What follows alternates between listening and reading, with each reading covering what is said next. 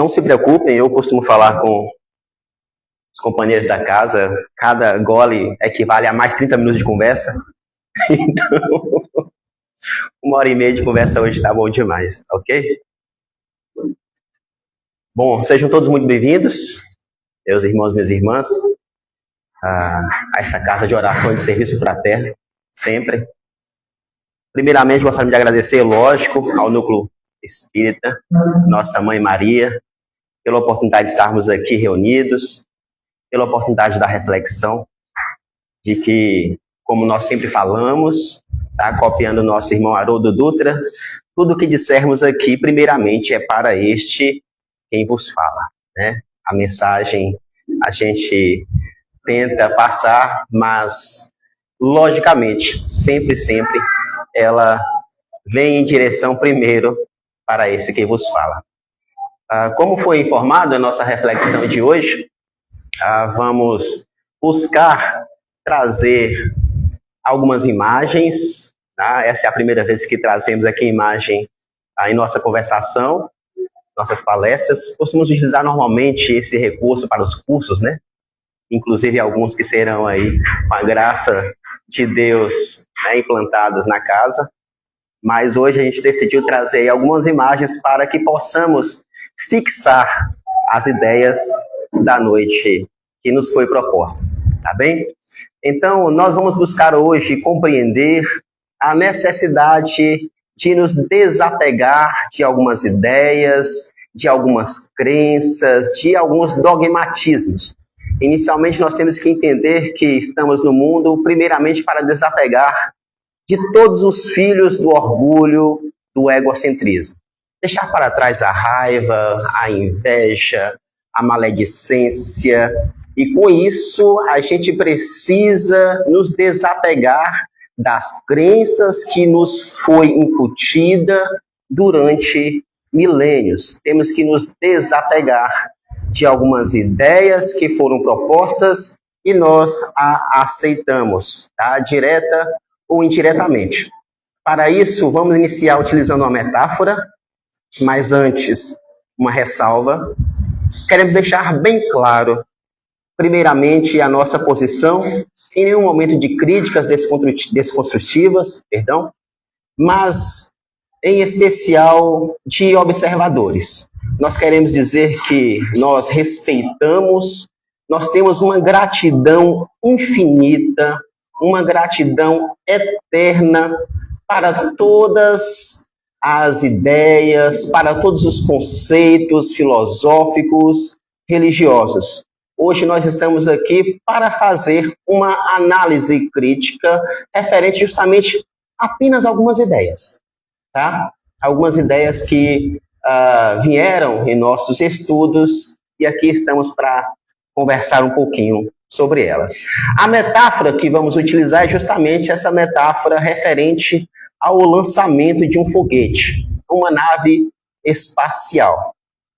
Todos nós aqui conhecemos as suas principais partes, logicamente aqui somente algumas, não vamos falar de todas, até porque não conhecemos nada sobre o assunto referente, mas é tudo aquilo que a gente vê na TV, e é tudo aquilo que a gente vê para aqueles que nos mandam informações referentes a como ocorre esse lançamento, tá? Nós temos, primeiramente, 3 fases, tá? A primeira fase é justamente quando o foguete ele deve sair do chão.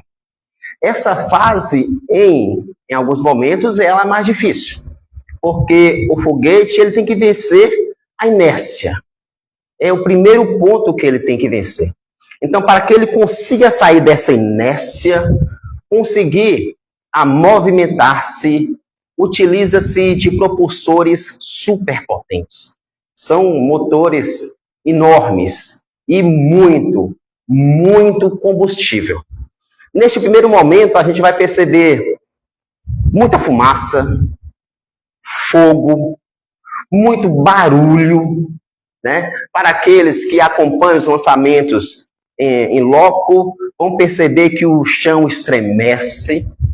Então, nesse momento, esses propulsores utilizam toda a sua força e todo o combustível que nele existe para que o foguete saia da inércia, chegue a uma determinada altitude. Nesta altitude, vamos perceber que o combustível ali presente nesse primeiro motor, ele zera. Tudo é calculado para isso. Ele zera esse combustível. Então, neste ponto, este supermotor, que tem essa força propulsora inicial, ele termina de realizar aquilo que ele foi proposto a fazer, tirar o foguete do chão. Nesse momento, esse primeiro módulo, ele é desacoplado. Ele se solta do corpo do foguete. Por quê? Ele é muito pesado, ele é muito denso. Se a nave continuasse com esses propulsores, a força ainda gravitacional que ali existe puxaria aquela nave de volta para o chão. Então, o que ocorre? Ele desacopla e imediatamente um segundo módulo de motores entra em ação. Esses motores um pouco menores, tá? Mas com a força necessária para continuar daquela altitude o movimento do foguete, para sair do limiar da força gravitacional do planeta, fazendo o seu trabalho da mesma forma. O combustível se esgota, realizou a atividade que era para realizar, então o segundo módulo também é desacoplado. Ali vencendo essa força gravitacional da Terra, a espaçonave já está fora da chamada estratosfera e todo aquele globo, que vale a pena falar, tá? Desse orbe terrestre que tem sua forma ovoide, um pouco circular, mas em nenhum momento plano, tá, gente? Terra não é plana. Cabe só lembrar, tá? Mas, enfim, vencendo esse quesito, entra em ação os terceiros módulos, motores pequenininhos, que são motores utilizados apenas para fazer o direcionamento do foguete. Todas as cápsulas se soltaram, agora já venceu essa parte da força gravitacional, já está em um espaço aberto. E a partir daí, só aqueles motorzinhos, propulsorizinhos para dar o direcionamento, para que a nave chegue no local. Tá? Vencendo, então, todas essas etapas e fazendo uma determinada analogia, como nós falamos, com todo respeito, nós vamos trazer essa imagem com esta ideia. Nós podemos dizer que a evolução religiosa, ela segue o mesmo princípio evolutivo. Ela segue o mesmo princípio da necessidade de fazer o trabalho que foi chamado a fazer, mas em um determinado momento tem que deixar ir. Nós temos a imagem do judaísmo, os ensinamentos de Moisés, os 10 mandamentos que ele encontrou e foi-lhe enviado por Deus. Deus escolheu Moisés para que naquele povo ele pudesse mostrar que temos um só Deus, para sair daquele politeísmo, para sair daqueles rituais. Então Moisés, ele chegou para provar, olha, é só um Deus, é o Todo-Poderoso. Só que, logicamente, ele utilizou formas de falar um pouco truculenta, logicamente, respeitando o momento psicológico do seu povo. Tá? Mas nós não podemos aqui, hoje, acreditar ainda que Deus é um pai violento, vingativo, ciumento e que lhe joga no inferno para passar lá a sua eternidade. Por isso que abriu o caminho essa filosofia para que chegasse o Cristo, Jesus, o nosso mestre, o guia e modelo da humanidade, para trazer a ideia de amor, a ideia de caridade. O judaísmo ele tinha em si o germe da moral cristã. E Cristo, o iluminado, veio dar continuidade a esta obra, mostrando que o nosso Pai é um Pai de amor. Mas como nós observamos na figura, com o passar do tempo, as ideias dogmáticas, os interesses sectaristas, aquelas ideias de domínio, acabou abraçando todo o ensinamento de Jesus. E acabou transformando todo aquele exemplo lindo em algumas questões que não podemos mais defender. Ideias em busca de um poderio, deixando de lado a moral cristã, fazendo interpretações muito literais, fazendo com que todos nós percamos justamente o que mais importa nos ensinamentos do Mestre, a sua moral, a moral cristã, a lei de amor, a lei de caridade. E nesta ideia foi realizando um separativismo, um sectarismo, que hoje, mais uma vez, ainda não podemos permitir ou aceitar que Deus continue sendo vingativo, continue sendo irado, que continue deixando alguns de nós em um caldeirão de fogo para sofrer eternamente. Lembrando que essas imagens são imagens relacionadas à inteligência artificial, tá? Que a gente pegou. Então tem alguns quesitos aí, tá bem? Na terceira imagem nós vamos encontrar, logicamente, a filosofia espírita. A doutrina espírita que chega para nos trazer a boa nova de forma clara, de forma pura. O Espiritismo, como encontramos lá no Evangelho de João, capítulo 14, salvo engano, versículo 26, me desculpem, mas lá ele vai falar que Jesus disse, olha, eu lhe enviarei um Consolador, um Paracleto, aquele que lhe fará lembrar de todos os meus ensinamentos e te ensinar coisas novas. Por quê? Porque naquela época ainda não estávamos preparados para receber algumas informações. Por isso, Jesus sempre falava através de parábolas. Então, o Espiritismo vem hoje como o Cristo revivido para nos fazer lembrar de seus ensinamentos, para nos fazer aprender coisas novas que no momento deveremos ou deveríamos estar preparados para receber. Tá? Já são muitas informações que o nosso psiquismo do planeta Terra já está preparado para receber, sem ficar naquelas ideias muito literais de nossas interpretações antigas. Então, no estudo, nós vamos encontrar o Evangelho segundo o Espiritismo, seu capítulo 1, lembrando, não vim destruir a lei, vim fazer com que ela se cumpra. Tá? Neste ensinamento, neste capítulo, nós buscamos lá, nas instruções dos Espíritos, no item de número 9, onde vai falar da nova era. Tá? Nesse ponto, um espírito israelita, lá em Mulhouse, desculpem, no ano de 1861, ele vem trazer uma informação, justamente trazendo esse desenvolvimento dessas ideias filosóficas, dizendo de forma muito clara, Moisés foi o escolhido de Deus. Ele veio trazer essa ideia do Deus único, do Todo-Poderoso.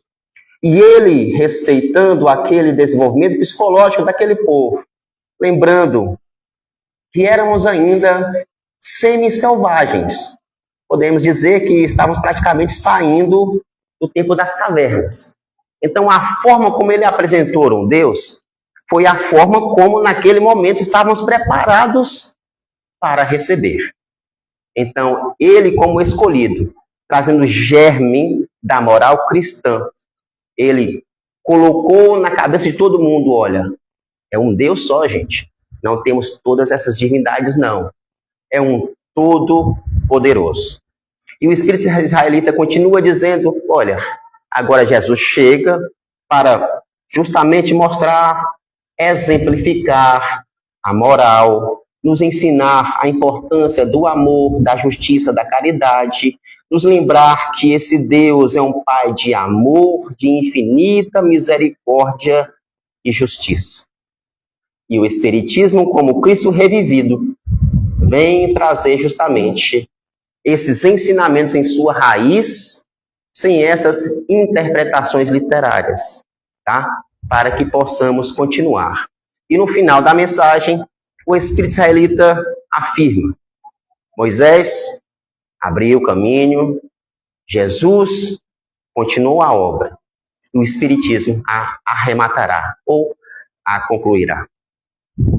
Mas, mesmo com todas essas informações, mesmo com todo esse desenvolvimento, que a gente tem que lembrar que todo o desenvolvimento filosófico, científico, religioso, ele respeita as suas etapas. Ele vem de forma paulatina. Em nenhum momento vem de chofre, vem de toma. Não. Ele respeita essas etapas justamente para que nós, em nosso aprendizado, em nosso estudo, vagarosamente tenhamos a possibilidade de absorver esse conhecimento, tá? E a gente lembra que, infelizmente, mesmo com toda essa trajetória, mesmo com todo esse trabalho do Cristo, hoje nós ainda temos muitas ideias que não estão de acordo com o momento psicológico do planeta. Muitas ideias arraigadas naquele princípio muito truculento, violento, rigoroso, como se Deus de fato fosse esse pai, né, que nos dá uma cintada diretamente. Quem nos dá a cintada é a vida, tá? Mas tudo bem. Então, são 3 fatores que, infelizmente, nos prendem às questões muito antigas, às crenças que já não respondem muito às nossas perguntas nos dias atuais. E o primeiro dele, tenho certeza que pouquíssimos, ou quase ninguém, já ouviu falar desse efeito. É o efeito de Dunning-Kruger, desses 2 psicólogos sociais que estudaram, desenvolveram e apresentaram esse estudo lá em 99. Para não entrar em detalhes, a gente insiste, indica o estudo dessa literatura, é interessante. Mas para resumir a ideia do Dunning-Kruger é o seguinte: o indivíduo, quanto menos ele sabe, mais ele acha que sabe. Esse foi o resultado do estudo. Ao contrário do que a gente estuda com os filósofos antigos, né? Tudo que eu sei é nada, que eu nada sei. O indivíduo que se encontra nessa colocação, quanto menos ele sabe, mais ele acha que sabe. E aí ele permanece naquela ideia, ele permanece naquela crença que lhe deixa na estagnação. Ele impede que tenha a necessidade de continuar buscando, de continuar estudando, de continuar descobrindo novas coisas. Por quê? Para ele já sabe de tudo. Já tem todas as respostas do planeta, não precisa de mais nada.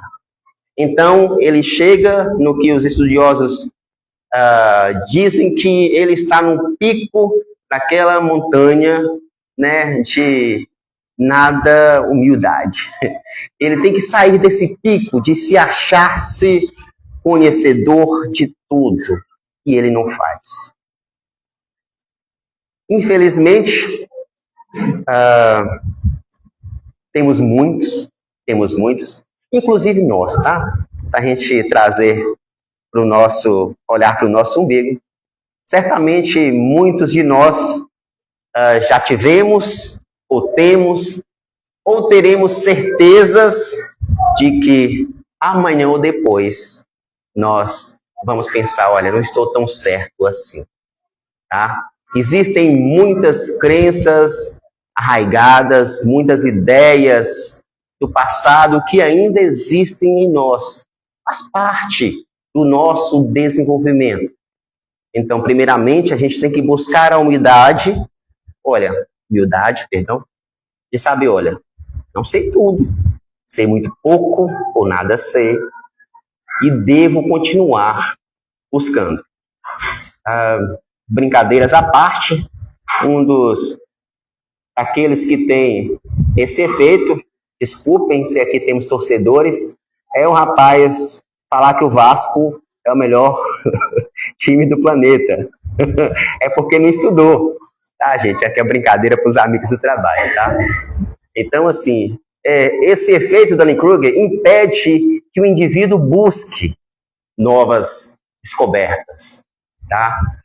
Outro quesito é justamente a nossa interpretação muito literal das palavras, tá? Ou melhor dizendo, a nossa acepção, o sentido que nós damos àquela palavra, que fogem da origem, da raiz, da etimologia da palavra. Temos 1 bilhão de exemplos, trouxemos só alguns. O primeiro, vamos falar de crítica. Quando nós falamos de crítica, todo mundo imediatamente imagina o lado negativo da coisa. Rodrigo criticou fulano, falou mal de fulano. Não. A crítica, em sua raiz etimológica, do grego, critiquer, que está relacionado com a palavra kritikos, ou kritikos, que quer dizer a arte de analisar.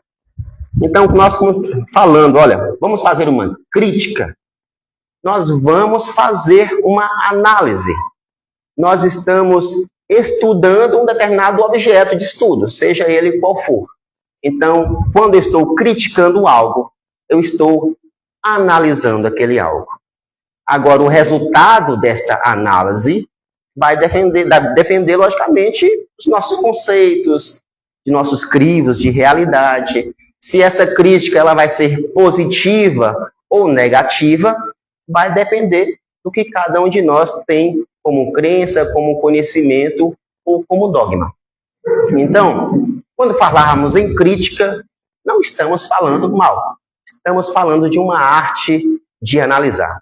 Então, este é um outro ponto, né, que nos deixa um pouco perdidos com as nossas interpretações. O terceiro ponto dessas duas palavrinhas aí que nós vamos falar é justamente sobre a interpretação agora literal da palavra.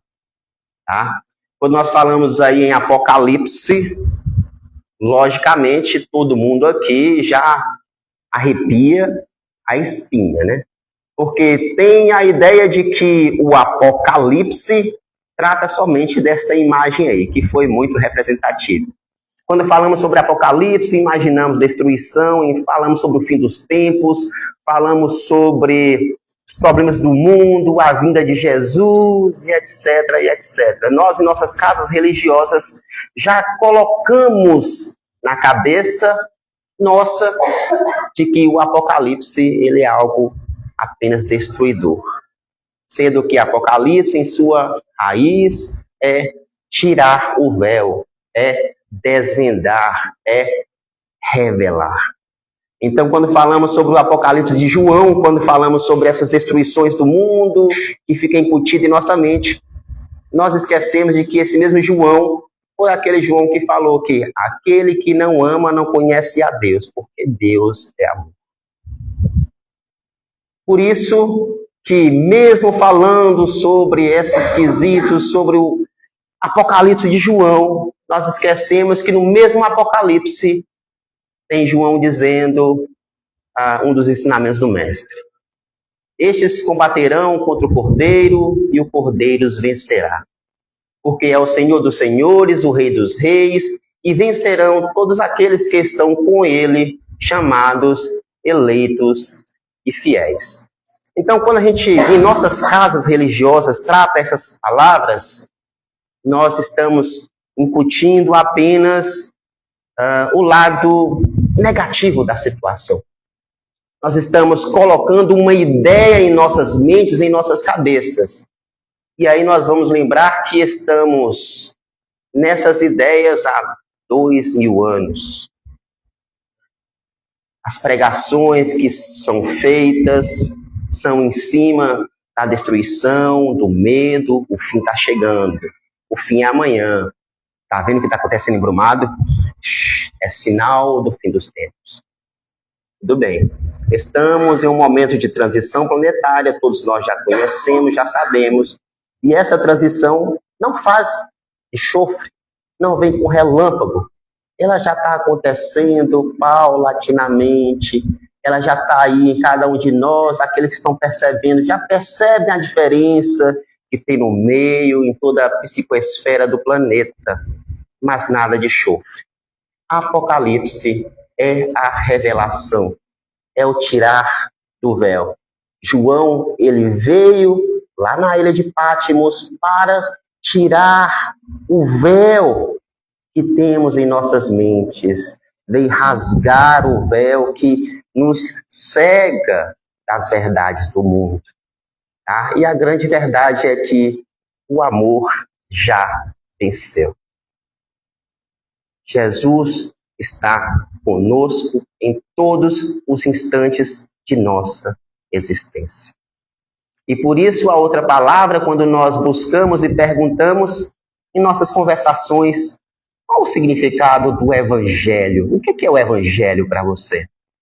Nós escutamos, né, que o Evangelho é a Bíblia, o Evangelho é a Bíblia dos 4 evangelistas, né? Essas questões. Mas poucas são as respostas que nos lembram de que o Evangelho é boa nova. O Evangelho é a boa nova do Senhor. São as notícias iluminadas. É a carta magna para que possamos acessar a nossa libertação. É a boa nova. Então, por que quando falamos de Evangelho, a gente busca um sentido assim muito sisudo, né? Assim, muito estônio. Logicamente, tem toda uma história e nós gostamos de lembrar sempre que o Evangelho, ou os Evangelhos, é o livro, mas não devemos seguir o livro. Devemos seguir o Cristo, Mestre Jesus. Seus exemplos, seus modelos. Ali está a história dele. E o que é que nós tiramos daquela história? Qual é a moral que nós tiramos daquela história? Então é necessário a gente lembrar que devemos sair desse efeitozinho, daquele túnelzinho, daquelas vendas que nós mesmos colocamos em nossos olhos, para que possamos perceber novas coisas, para que possamos aceitar novas ideias. A nossa vida é justamente esta imagem. É um grande caminho que nós temos para seguir. A gente parar aí para observar, se a gente parar nesse meio da estrada, lá a estrada vai se afinando, né? Lá, aí você olha, ixi, está fechando. Não, basta caminhar. À medida que nós caminhamos, a estrada vai se abrindo. Tá? E nessa grande jornada da vida, nós vamos encontrar placas nos indicando, né, cuidado, pare, curva sinuosa, ponto de apoio. Assim como a casa espírita é um ponto de apoio para que possamos aqui respirar um pouco, pedir informações. Você conhece aquela estrada daqui para a cidade tal? Quais as curvas? Essas curvas são os perigos da vida. Essas curvas são aqueles sentimentos arraigados, desejos, intenções nada positivas. São os sentimentos de viver o material, de esquecer que esta longa estrada de nossa vida nos leva para o alto, nos leva para Deus. Nessas estradas nós vamos encontrar quebra-molas. Devemos reclamar? Não. É porque a gente já sofreu tanto acidente nessa estrada porque nós infligimos a velocidade, nós não prestamos atenção nas placas, nós já erramos demais com as nossas más escolhas, e nessa grande estrada da vida já caímos tanto. Então Deus coloca em nosso caminho um quebra-molazinho para que fale, olha, vai devagar. Você está próximo a cometer um equívoco. E esse equívoco pode fazer com que você se arrependa bastante. Então, pare, respira, pergunte-se, qual é o meu destino? Essa estrada está me levando para onde? As paradas que eu estou fazendo para me recompor, o que é que eu estou buscando nessas paradas? Logicamente, nesse caminho, nos nossos pontos de apoio, nós vamos encontrar aqueles que já passaram por essa estrada. Esses são os mais confiáveis a seguir. Tá? São aqueles espíritos que voltam e retornam lá no livro O Céu e o Inferno, que é a quarta obra do Pentateuco Espírita, em especial em sua segunda parte. E esses espíritos, eles voltam para falar, olha, eu já passei por essa estrada e olha, vou te falar, é longa. E vou te falar, hoje eu sofro isso porque eu não observei as placas de sinalização. Esses espíritos que Kardec chamou para conversar um pouco, tá? Nos falam a sua situação no plano espiritual, que é o outro lado da vida. Estão muito mais vivos do que nós, mais vivinhos do que nós.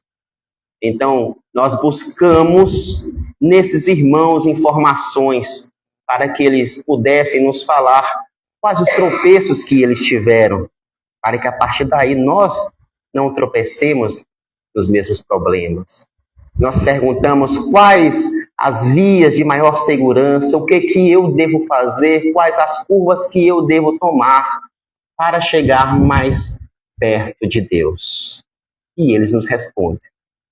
E existem algumas pessoas que costumam dizer que os mortos não voltam para nos falar.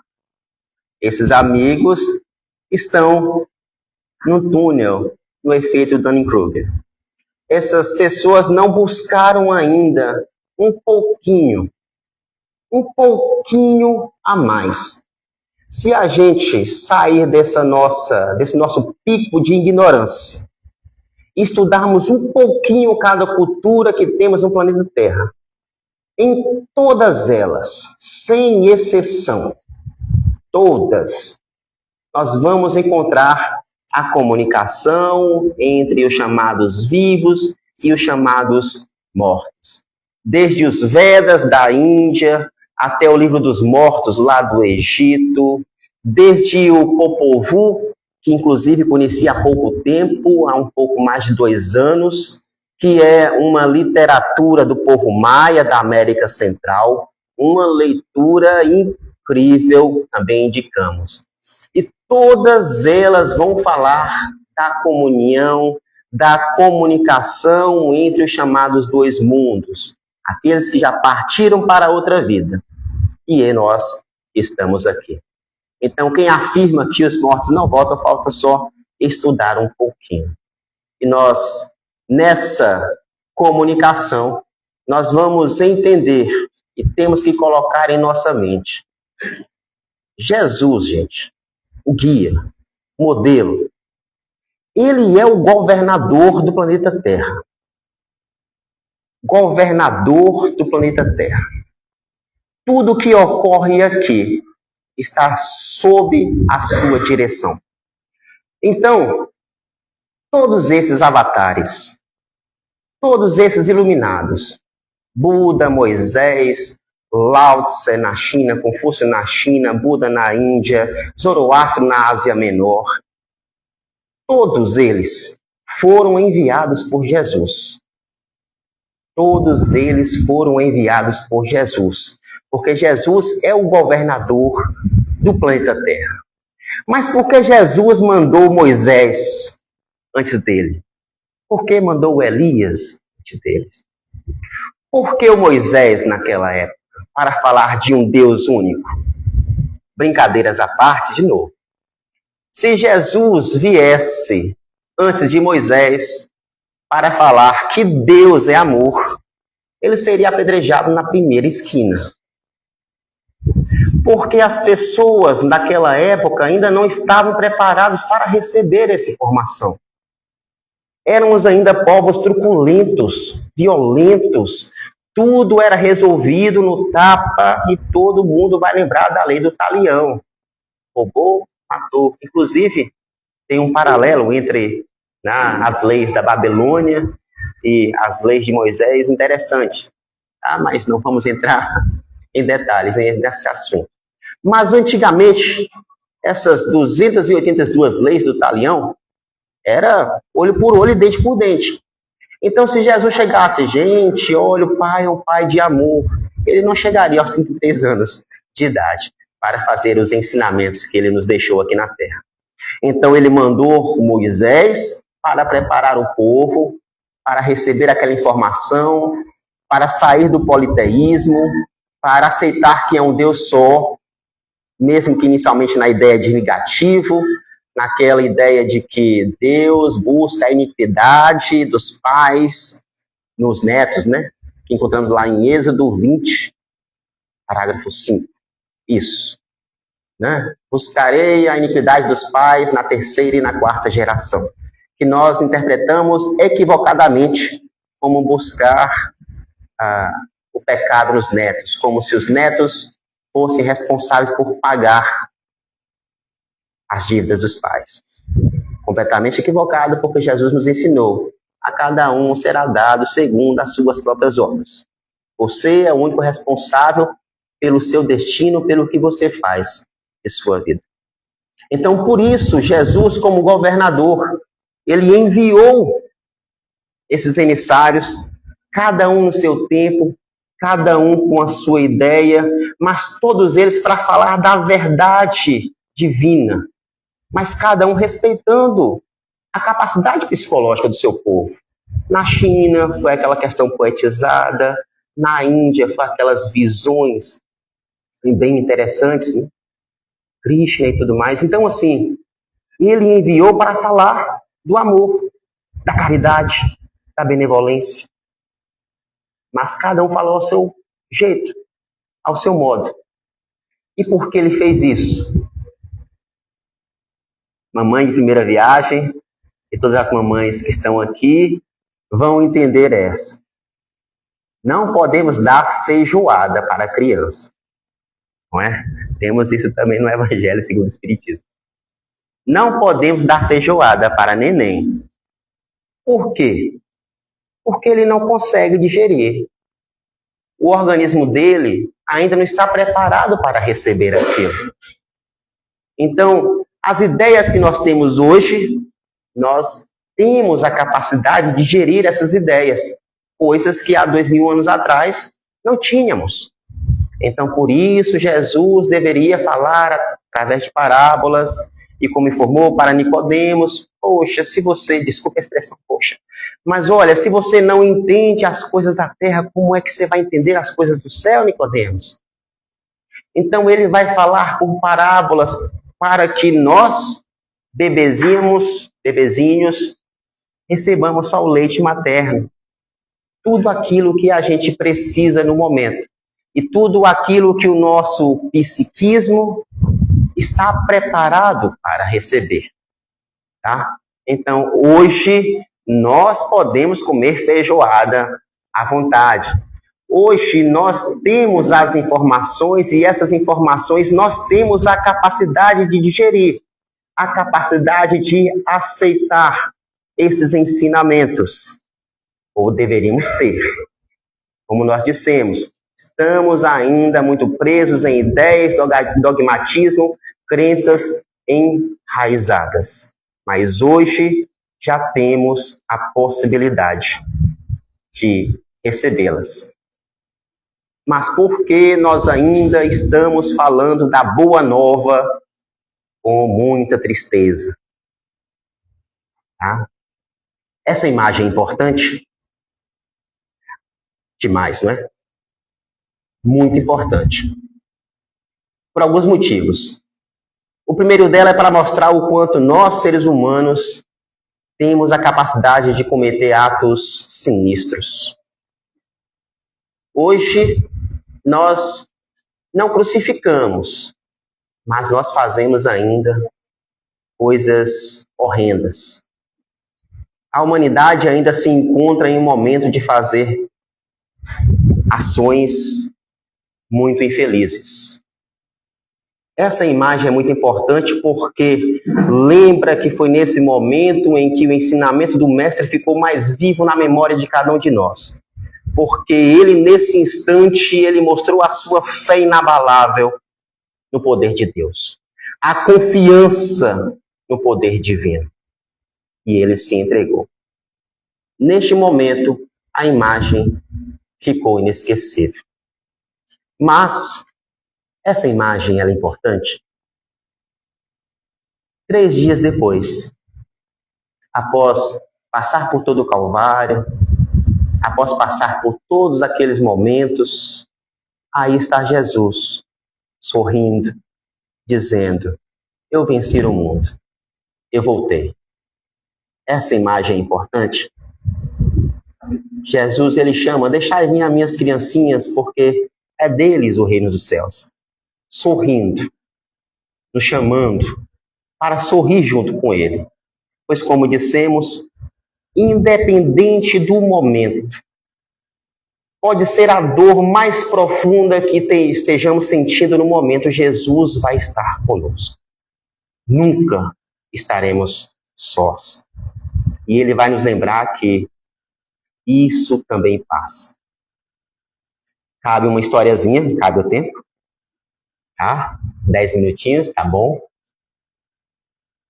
Conta uma história que um cristão, um sacerdote, ele foi aí nas selvas apresentar o seu Deus, né, a ser o tão conhecido, né? E chegando nessa selva, encontrou uma equipe, né, um grupo indígena e um grupo que adorava o Deus Sol, o Deus Ra, chamado. E aí ele falando sobre o seu Deus e tudo mais, e explicando como é que são as coisas, falando sobre tudo. E aí o indígena falou, olha assim, quem é o seu Deus? E aí o sacerdote mostrou essa imagem. Imediatamente o indígena começou a gargalhar muito, começou a sorrir. E aí o rapaz ficou um pouquinho estressado, poxa, como é que você desrespeita desta forma? Estou falando aqui da religião de Deus. Aí ele fala, ô meu irmão, será que você não entendeu? Seu Deus está morto. Ele está imóvel. Deixa eu te mostrar o meu Deus. Meu Deus é o Deus Sol. Ele brilha todo santo dia. Eu vejo ele nascer, eu vejo ele morrer, eu vejo ele renascer de novo todo santo dia. E mesmo quando tem nuvens no céu, quando eu não o vejo, eu sinto. Porque a sua luz irradia, penetra, vence toda a escuridão. E eu sinto meu coração aquecer. Esse é o meu Deus. Então, qual é o Deus que a gente está passando para as nossas gerações? Qual é o Deus que nós estamos apresentando para todos nós? Esse Deus, Pai de amor, de infinita sabedoria, de infinita justiça, de sorriso. Deste Deus que vai falar, olha meu filho, eu sei que você está sofrendo, mas o frio que você sofre, eu te dou um cobertor do tamanho do seu frio. Eu sei que você está sofrendo, mas olha, isso passa. Tudo passa. O amor já venceu. Logicamente, nós sabemos das interpretações referentes às imagens, mas não podemos nos prender apenas nesse Jesus, que é o Nazareno crucificado. Temos que lembrar do Jesus que é o Cristo que venceu o mundo e falou, gente, sorria. Eu venci o mundo e vós sois deuses, poderei fazer muito mais até do que eu já fiz. Então sorriam. para deixar vocês embora. Esta foi uma parte de uma das mensagens que nós recebemos, falando sobre a importância do sorrir. Vamos sorrindo porque o sorriso acalma, o sorriso inspira. O sorriso é luz para aquele que não tem nada a oferecer. O sorriso é a confiança na providência divina, mesmo diante das provas desafiadoras. O sorriso é a paz para aquele que parte, para aquele que fica. O sorriso é alento para quem chora. O sorriso é a certeza de que, na revelação, o Apocalipse, Jesus trouxe a boa nova, o Evangelho, dizendo: tenho-vos dito para que em mim tenhais paz. No mundo tereis aflições, mas tende bom ânimo, que eu vencer o mundo. E por que a filosofia espírita, ela nunca será uma filosofia ultrapassada? Encontramos logo na subcapa do Evangelho segundo o Espiritismo a seguinte informação: a fé inabalável é aquela capaz de encarar a ciência face a face em todas as épocas da humanidade. Se em algum momento a ciência trazer informação que contradiga a doutrina, fiquemos com a ciência. Foi isso que Kardec disse.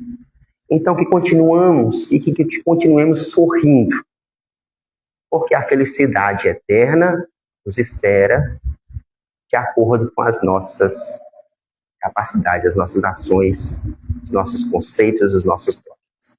Fiquem todos com Deus, fiquem na paz do Cristo da mensagem. Peço perdão pelo tempo um pouquinho ultrapassado. Deus os abençoe sempre. Amém. Obrigado.